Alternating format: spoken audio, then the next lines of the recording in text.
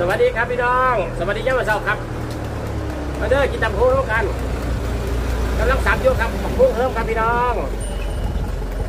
นี่ตำพุงหลักเป็นมาจากปากซองครับพี่น้องหลักดองซ้ายดอกไม่เป็นหยังพี่น้องเจ้าของเขาไม่จับมาเด้อตำพุงย่ำเช้า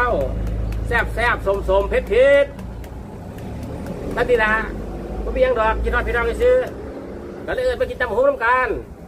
สวัสดีครับ